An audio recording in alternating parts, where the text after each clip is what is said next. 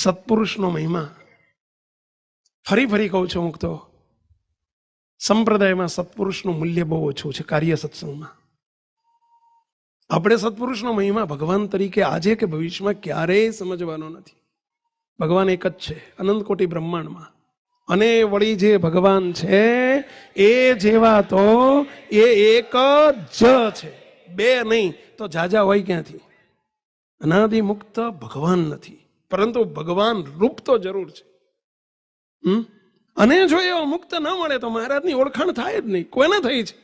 ક્યારે થાય? આપણને આ બધી થઈ છે કોણ? અરે તમને એક પ્રશ્ન પૂછું. મુક્તો શ્રીજી મહારાજ સ્વયં અનંત કોટી બ્રહ્માંડના ધણી હતા કે નહીં?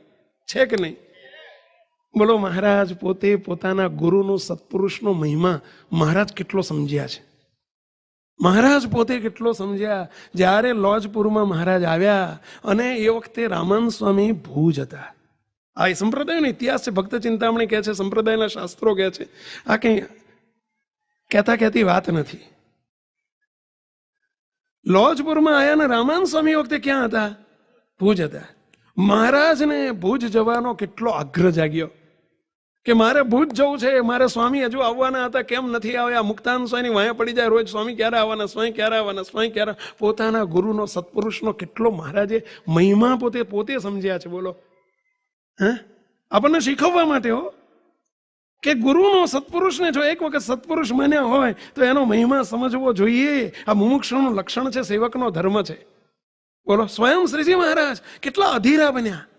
મહારાજને પત્ર લખ્યો, મુક્તાનંદ સ્વામી એક પત્ર લખ્યો, નીલકંઠ વર્ણીએ એક પત્ર લખ્યો. મહારાજને કહ્યું કે મહારાજ તમે જો રજા આપો તો હું ત્યાં આવું.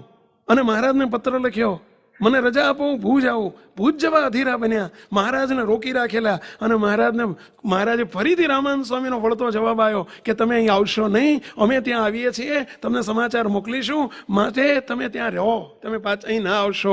અને એ રીતે મહારાજને પત્ર લખ્યો. તો મહારાજને જવાબ મળ્યો, અધીરા બની ગયા. અને જ્યારે પીપલાણામાં આવ્યા છે એવા સમાચાર સાંભળ્યા, પહેલવેલા પીપલાણામાં રામાનંદ સ્વામી પધાર્યા છે અને એવા સમાચાર સાંભળ્યા. મહારાજ કેવી રીતે ગયા છે?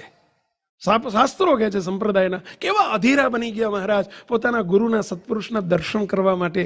કેટલા અધીરા બન્યા છે સ્વયં શ્રીજી મહારાજો. મુક્તાનંદ સ્વામીના ઝાલ્યા ન રે. ઓજત નદીમાં પસાર થવાનું હતું, બધા પગલે પગલે જાય ને હવે અમને ક્યાં હેડીને જવાનું હતું પહેલા. અને આમ જેમ ઉડતા જતા હોય ને એમ મહારાજ ગયા છે. રામાનંદ સ્વામી પોતાના ગુરુને મળવાનો કેટલો બધો ઈશક છે. આ સત્પુરુષનો મહિમા સમજાવે છે મહારાજ. જ્યારે જે મોટા પુરુષો છો, ગુણાયતાન સ્વામી જ્યારે ગઢપુર